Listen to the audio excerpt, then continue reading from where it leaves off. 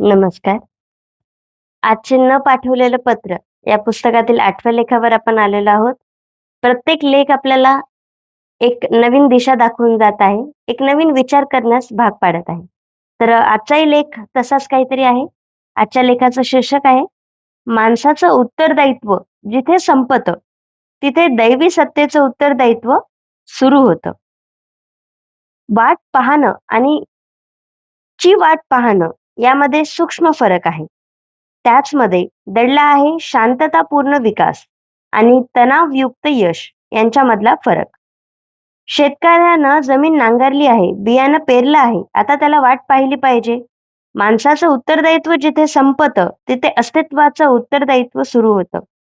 आता शेतकऱ्याला जर वाट पाहण्याची कला अवगत असेल, तर तो शांतपणे वाट पाहेल.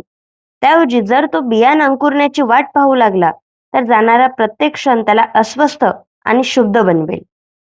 त्याच्या मनात सारखी विचारांची एरझार चालू राहील. का बरं ते घडत नाही?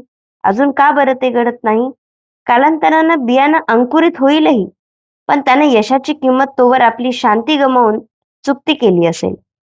जे नुकसान व्हायचं ते होऊन गेलेलं असेल. तुम्ही लिफ्टचं बटन दाबलं आहे का? तर मग थांबा. लिफ्ट यायची तेव्हा येईल. लिफ्टची वाट पाहू लागलात तर तुम्ही अस्वस्थपणे एरझारा घालू लागाल. डोळे वर खाली फिरवू लागाल. जणू काही अशानं लिफ्टची गती वाढणारच आहे आणि ती आणखी लवकर तुमच्या मजल्यावर पोहोचणार आहे. तुम्ही वेटरकडे ऑर्डर दिली आहे ना, मग फक्त थांबा. वेटरची वाट पाहू लागलात तर ती प्रतीक्षा असह्य होईल. तुम्ही जे घ्यायचे ते निर्णय घेतलात ना, ज्या कृती करायला पाहिजेत त्या केल्यात ना, मग थांबा. फक्त थांबा. यासाठी किंवा त्यासाठी नव्हे तर केवळ थांबा.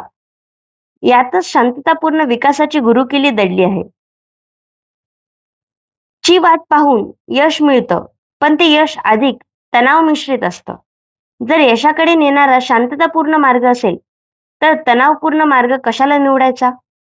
आध्यात्मिक प्रगतीसाठी अत्यावश्यक असणाऱ्या गुणांपैकी एक महत्त्वाचा गुण आहे. आपल्या वाटचं काम करून फक्त वाट पाहणं. आध्यात्मिक अनुभवासाठी सदा हुलकावणी देणाऱ्या शांतीसाठी तळमळणारे कितीतरी जण याची वाट पाहणाऱ्याच्या वृत्तीतून पैदा होणाऱ्या आजाराला बळी पडत असतात. त्या अनुभवाची वाट पाहण्यामुळे तुम्ही त्या अनुभवाचे साक्षी होण्याऐवजी स्वतःविरुद्ध साक्षीदार होऊन बसता.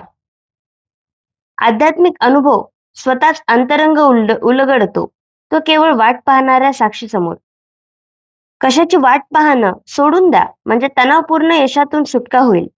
आपला कार्यभाग झाला. आपल्या वाटाचं काम आपण पुरे केलं की थांबा.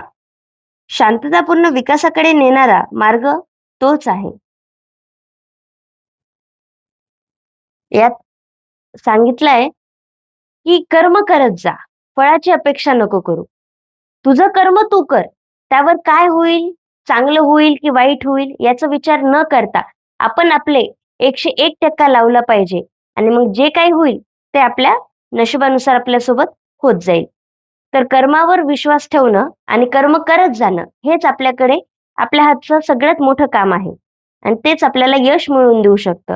हे असं सुंदर पद्धतीने सांगितलेलं आहे. धन्यवाद.